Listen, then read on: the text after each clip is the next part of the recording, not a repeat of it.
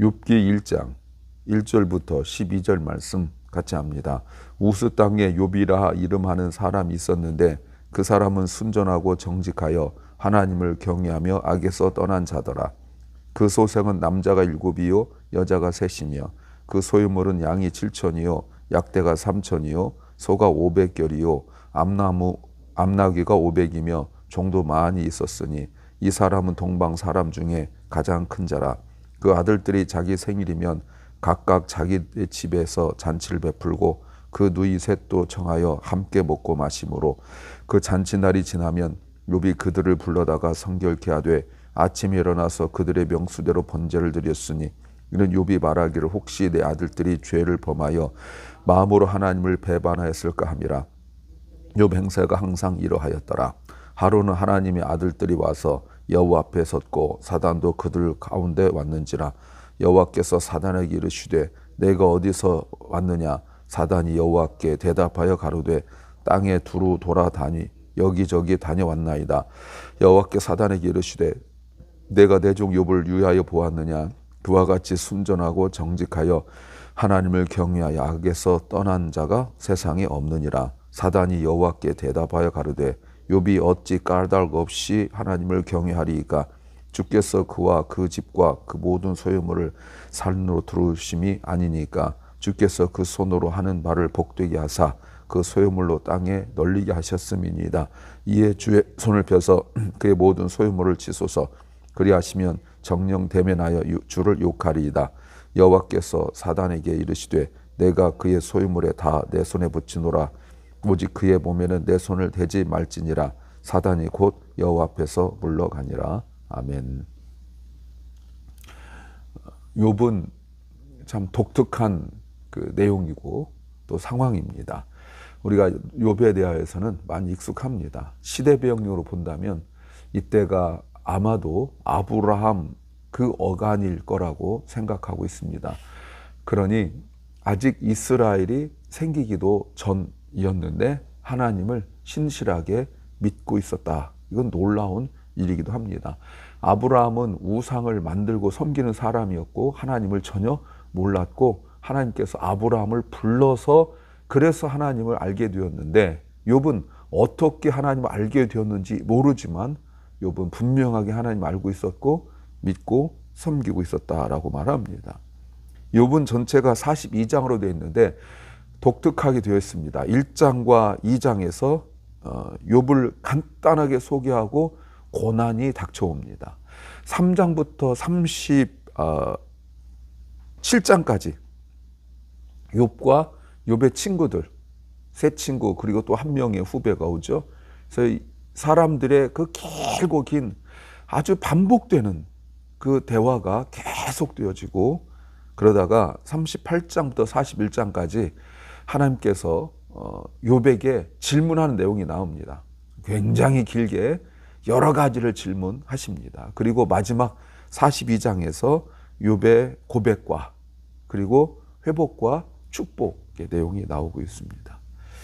그 내용을 좀 전체적으로 요약해 본다면 까닭 없이 이유 없이 당하는 것 같은 고통의 원인 그리고 이유를 알고자 하는 한 사람, 한 성도의 외침이라고 말할 수 있습니다. 오늘도 본문에 사탄이 말하기를 이렇게 말합니다. 까닭 없이 하나님을 섬기겠습니까?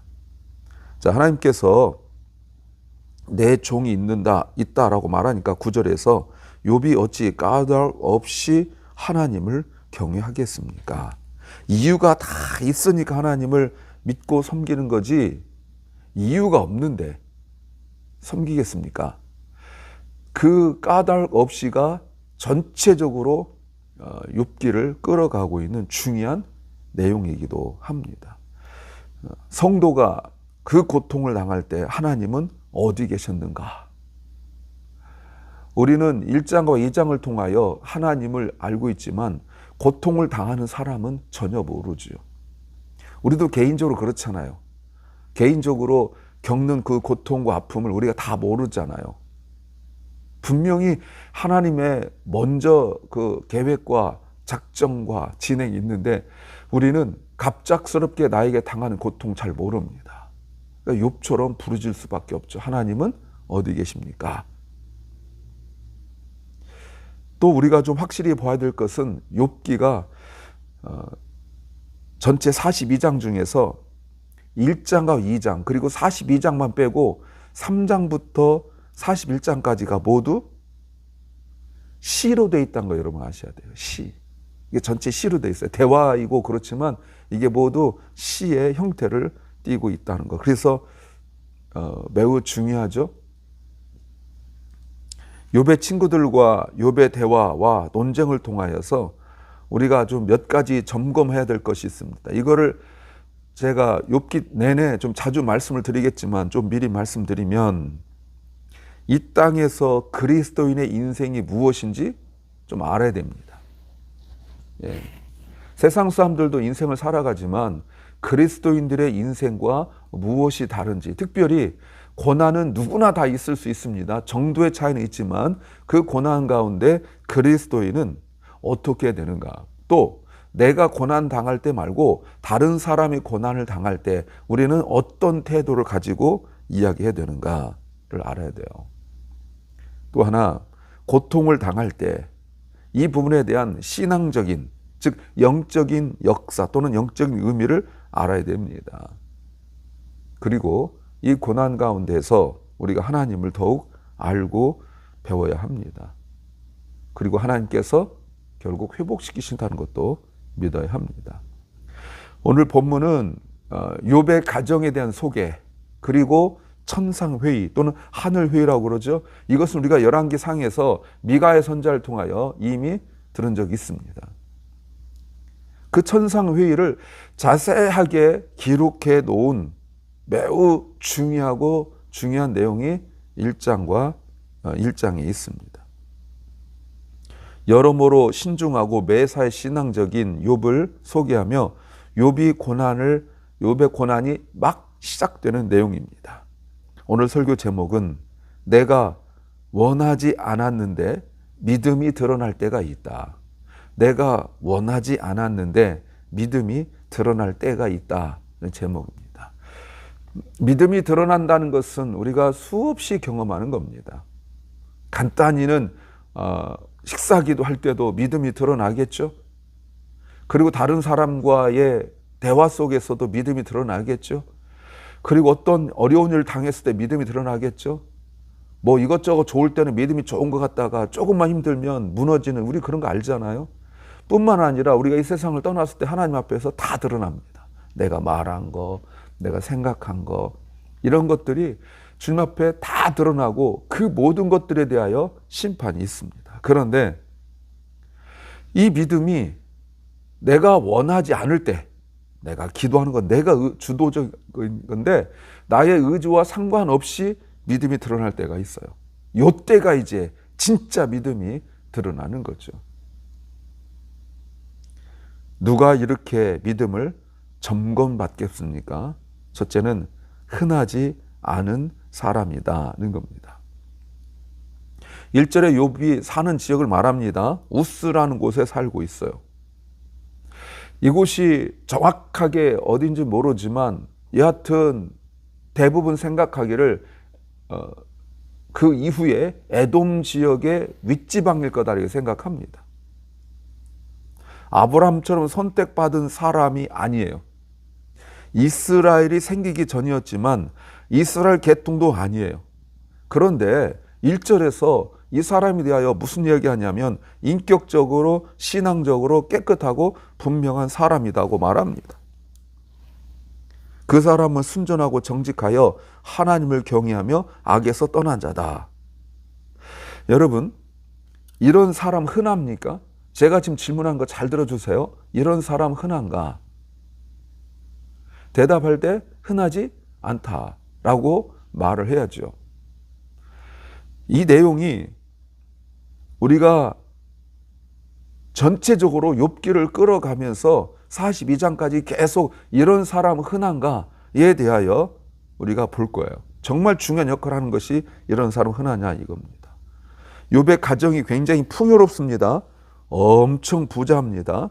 2절부터 보니까 굉장히 큰 부자예요. 그런데 3절에 보니까 이 사람은 동방 사람 중에 가장 큰 자라, 제일 부자예요. 그런데 이 사람이 교만하지 않다, 하나님 앞에서 신실하다, 하나님 경외한다라고 1절에 말합니다.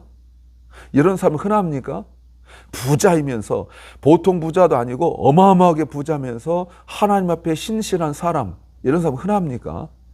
예수님도 부자가 천국 가기가 낙타가 바늘 구멍으로 들어가는 것보다 어렵다라고 말씀하셨는데, 이렇게 부자인데 순전하고 흠없고 정직하고 악을 행하지 않고 하나님을 경외한 사람 흔한가? 흔하지 않다는 거예요. 또 4절과 5절에 보니까 자녀들의 생일에 자녀들이 서로 함께 부르고 함께 즐깁니다. 형제 자매가 우애가 좋아요. 그런데 그 잔칫날이 지나면 5절, 욥은 그들을 불러다가 성결하게 했어요. 왜냐하면 혹시 그들이 마음으로도 하나님을 배반하고 엉뚱한 짓을 교만했을까 봐. 너무 즐거우면, 너무 재밌게 즐거우면 돈도 많으니까 흥청망청했을 거 아니에요. 마음으로 하나님 의지하지 않고 내가 최고라고 생각하는 이 즐거움이 하나님을 섬기는 즐거움보다 더 크고, 이 파티가 하나님께 예배하는 예배보다 더 크다고 생각하는 것을 죄라고 생각한 거예요. 욥은요. 내가 정말 즐거운데, 내가 정말 재밌는데, 이 재밌는 것이 혹시 예배보다 더 재밌다고 느껴지는 것.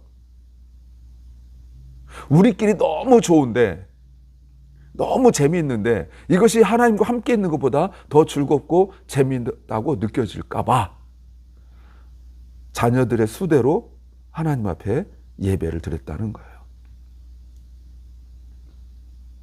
가장 흥겨운 날에 작은 실수라도 했을까 봐. 그러면 젊은 애들 놀다 보면 그럴 수 있지, 이게 아니라는 겁니다. 그래서 욥이 다른 거예요. 우리는 에이 그럴 수 있지 라고 할 수 있는데 욥은 그렇지 않았다는 거예요. 왜요? 사람은 불완전하기 때문에 언제든지 의식하지 못했을 때, 내가 원하지 않았을 때 나도 모르게 함부로 말하고 함부로 생각할 수 있기 때문에 그래요. 오늘 자녀들이 말한 것 가지고 이야기하지 않습니다. 마음으로도 범죄했을까 봐 라고 말하죠. 욥은 사람은 불완전하다는 것을 인정하고 인식하고 있어요. 이 내용이 욥기 전체를 끌어가는 매우 중요한 역할을 하고 있습니다. 그럼 이제 또 질문해야죠. 이런 사람은 흔합니까? 흔하지 않죠. 개인 자신뿐만 아니라 자녀들까지 신앙과 영적인 면을 돌보고 있습니다. 이런 사람은 흔합니까? 그렇지 않죠. 결국 흔하지 않은 사람, 그냥 뻔한 사람 말고 그럴 수 있지, 실수할 수 있지, 사람이잖아 라고 말하지 않는, 정말 하나님 앞에 1절 말씀처럼 그렇게 살아가려고 하는 사람, 이런 사람들의 믿음이 드러나는 법이에요.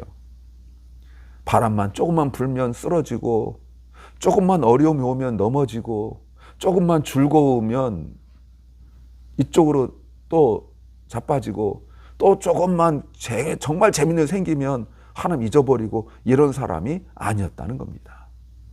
두 번째는 하나님이 믿는 사람이다는 겁니다. 6절에 보니까 욥에게 전혀 새로운 일이 생겨요. 욥의 의지와 전혀 상관없는 일이에요. 천상회의, 하늘회의 이야기가 나옵니다.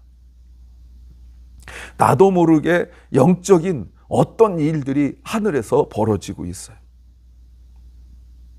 하늘 천상회의죠. 여기 아젠다가 안건이 욥의 이야기예요. 하나님께서 먼저 말씀하시죠. 8절, 내 종 욥을 아느냐? 사탄이 여기저기 돌아다녔습니다. 그랬더니 너 그러면 내 종 욥을 주의하여 집중해서 보았느냐? 그와 같이 순전하고, 1절이죠. 정직하고, 1절이죠. 하나님을 경외하며, 1절이죠. 악에서 떠난 자가 세상에 없느니라. 흔하냐? 1절이죠. 흔하냐? 그런 사람 없다. 흔하냐? 그런 사람 없다. 이게 대답이죠. 제가 지금 1절부터 7절에서 5절에서 계속 질문을 던졌잖아요. 이런 사람은 흔하냐? 이런 사람은 흔하냐? 그랬더니 하나님께서 흔하지 않다. 그런 사람 없다라고 말씀하세요. 순전하고 정직하고 하나님을 경외하고 악에서 떠난 사람 없다라고 말합니다. 자, 순전함에 대하여 제가 여러 차례 말씀드렸죠. 순전하다, 완전하다, 착하다 이런 뜻도 가지고 있지만 하나님께서 사용하신 단어예요. 무슨 말입니까? 흠없다, 거룩한 사람이다 라는 의미입니다. 데살로니가 전서에서 나왔죠. 그렇다고 퍼펙트하다, 완벽하다는 건 아니에요. 분명히 욥도 앞에서 사람은 실수할 수 있다, 넘어질 수 있다, 마음으로 범죄할 수 있다라는 것을 인식하고 있는 사람이기 때문에 완벽한 사람은 아니에요. 순전하다는 말이 이런 뜻이죠.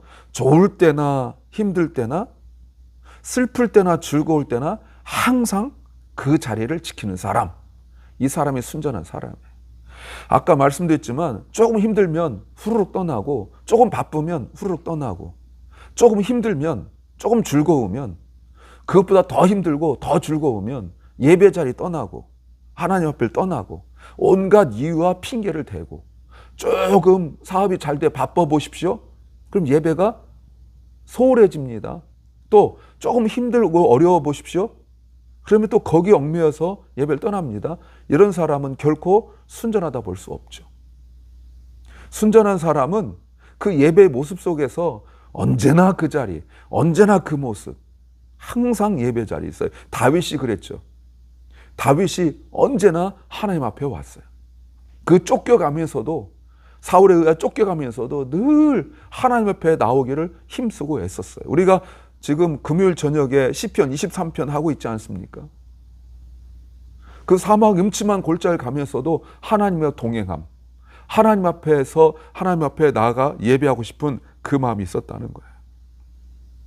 이런 사람 없다고 말씀하십니다. 욥이 변절하지 않을 수 있는 믿음, 이것을 하나님께서 믿고 있는 거죠. 여러분 보세요. 우리가 하나님을 믿지만 하나님이 또한 우리를 믿게 해야 됩니다. 그게 뭐죠? 즐거울 때나 힘들 때나 슬플 때나 즐거울 때나 언제나 그 자리, 예배 자리에 있는 것을 우리가 그것으로 증명해야 합니다. 세 번째는 조건적이지 않은 사람이다는 겁니다. 사탄의 믿음 보십시오. 조건적이에요. 뭐라고요? 9절에 사탄이 여호와한테 말하기를 욥이 어찌 까닭 없이 하나님을 경외하겠습니까? 10절 주님께서 그와 그 집과 그 모든 재산을 사늘로 울타리 둘러주시고 그 손으로 하는 일들마다 다 잘되고 복되게 하니까, 사업 잘 되는데 자녀도 잘 되는데 하나님을 떠나겠습니까? 그렇다면 여러분, 이 말이 무슨 말이에요? 11절 보니까 만약에 사업이 잘 안 되고 만약에 자녀들에게 어려움 생기고 그러면 분명히 떠날 겁니다. 하나님 욕할 겁니다. 이렇게 말합니다. 다 그렇다는 거예요. 다. 하나님 그런 사람 없다, 순전하다 라고 말하니까 하나님 다 그래요. 자기 사업이 잘 되고 자녀가 잘 되고 이러면 다 하나님 잘 믿습니다. 그런데 거기에 조금만 어려움 생겨보십시오. 다 떠납니다. 이렇게 말해요. 즉 순전하지 못하다 이 말입니다. 사탄이 많이 봤다는 거예요. 소유와 조건과 상황과 상태에 따라 변하는 사람 많이 봤다는 거예요. 근데 하나님 그런 사람 없다, 욥을 이야기하니까 그렇지 않다는 거예요. 자기가 가진 것에 의하여 그 믿음이 결정되는 거지, 믿음에 의하여 자기 상황과 환경을 결정할 수 없다라고 말하고 있어요. 근데 12절에 여호와께서 사탄에 말하길 좋아, 그러면 그의 소유물을 다 내 손에 붙이노라, 몸에는 손대지 마라 라고 말씀하시죠. 여러분, 욥은 소개받자마자 고난이 시작됩니다. 그러면 이제 중요한 것은 욥을 오랫동안 지켜본 사탄이 옳을까 아니면 하나님이 옳을까, 요거죠. 믿음이 사탄이 말한 대로 조건적인가 아니면 하나님께서 말씀하신 것처럼 조건적이지 않은가를 이제 점검받게 되는 거예요. 우리도 어떤 때는 나의 잘못과 관계없이 고난과 어려움이 있을 수 있어요. 이때 믿음이 드러나는 겁니다. 돈으로도 안 되고 내 의지로도 안 되고 능력으로도 안 되고 힘으로도 안 될 때가 있어요. 이때는 믿음으로 하는 겁니다. 그 대표적인 게 뭡니까? 주님 앞에 나오는 거예요. 그래서 사람들이 볼 때 지금 내 모습 보고 내가 얼마나 힘든지 모르죠. 왜요? 나는 좋아도 힘들어도 언제나 예배 자리에 있기 때문에 그렇습니다. 기도합니다. 주님,